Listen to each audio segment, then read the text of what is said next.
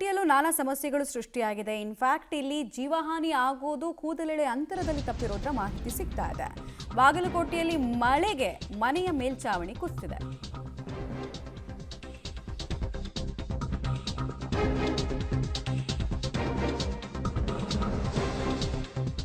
ಮಾವು ವ್ಯಾಪಾರಿಯ ಜೀವ ಉಳಿಸಿದ ಸಾಕು ಬೆಕ್ಕು. ಮೇಲ್ಚಾವಣಿಯಿಂದ ಮಣ್ಣು ಬಿದ್ದ ಕೂಡಲೇ ಬೆಕ್ಕಲ್ಲಿಂದ ಹೊರ ಬಂದಿದೆ.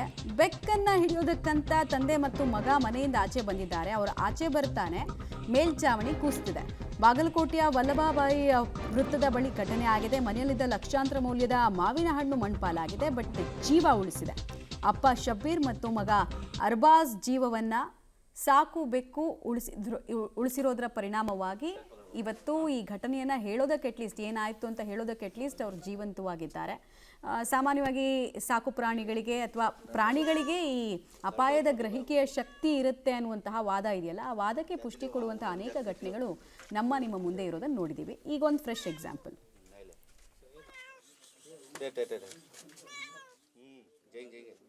ರೋಹಿಣಿ ಮಳೆ ಕೈ ಕೊಡ್ತು ಅಂತ ಸಂಕಷ್ಟದಲ್ಲಿದ್ದ ರೈತರಿಗೆ ನಿನ್ನೆಯ ಮೃಗಶಿರ ಮಳೆ ಒಂದು ತಕ್ಕ ಮಟ್ಟಿಗೆ ಸಮಾಧಾನವನ್ನು ತರಿಸಿದೆ. ಮತ್ತೊಂದು ಕಡೆ ಈ ಮಳೆ ಸಾಕಷ್ಟು ಅವಾಂತರವನ್ನು ಮಾಡಿ ಸಾರ್ವಜನಿಕರಿಗೆ ಸಂಕಷ್ಟವನ್ನು ತಂದೊಡ್ಡಿದೆ. ಅದಕ್ಕೆ ಪ್ರತ್ಯಕ್ಷ ಉದಾಹರಣೆ ಅಂದರೆ ಬಾಗಲಕೋಟೆ ನಗರದ ಹೃದಯ ಭಾಗದಲ್ಲಿರ್ತಕ್ಕಂಥ ವಲ್ಲಭಭಾಯಿ ಸರ್ಕಲ್ನಲ್ಲಿರ್ತಕ್ಕಂಥ ಭಾಗವಾನ್ ಅವರ ಮನೆ ನಿನ್ನೆ ಮೇಲ್ಛಾವಣಿ ಕುಸಿದು ಒಂದು ಅವಾಂತರ ಸೃಷ್ಟಿಯಾಗಿರುವಂಥ ದೃಶ್ಯವನ್ನು ನಾನು ನಿಮಗೆ ತೋರಿಸ್ತಾ ಇದ್ದೀನಿ. ಒಂದು ಕಡೆ ನಿನ್ನೆಯ ಮಳೆಯಾಗಿ ರೈತ ಸಮೂಹಕ್ಕೆ ಒಂದು ಸಮಾಧಾನವನ್ನು ತಂದಿದ್ದರೆ, ಮತ್ತೊಂದು ಕಡೆ ನಿನ್ನೆಯ ಮಳೆ ಅವಾಂತರವನ್ನು ಸೃಷ್ಟಿ ಮಾಡಿದೆ. ಸಾಕಷ್ಟು ಅಂದರೆ ಈಗಾಗಲೇ ಶಬ್ಬೀರ್ ಅಹ್ಮದ್ ಭಾಗವಾನ್ ಅವರ ಮನೆ ತೋರಿಸ್ತಾ ಇದ್ದೀವಿ. ಇವರು ಮೂಲತಃ ಹಣ್ಣಿನ ವ್ಯಾಪಾರಸ್ಥರು. ಮಾವಿನ ಹಣ್ಣಾಗಿರ್ಬೋದು, ಸಾಕಷ್ಟು ಹಣ್ಣುಗಳನ್ನು ವ್ಯಾಪಾರ ಮಾಡಿ ಅವರ ಬದುಕನ್ನು ಸಾಗಿಸ್ತಾ ಇದ್ರು. ಆದರೆ ನಿನ್ನೆ ತಡರಾತ್ರಿ ಸುರಿದಂಥ ಸುಮಾರು ಅರ್ಧ ಗಂಟೆಗೂ ಹೆಚ್ಚು ಕಾಲ ಸುರಿದಂಥ ಮಳೆ ಇವರ ಜೀವನಕ್ಕೆ ಸಂಕಷ್ಟವನ್ನು ತಂದೊಡ್ಡಿದೆ.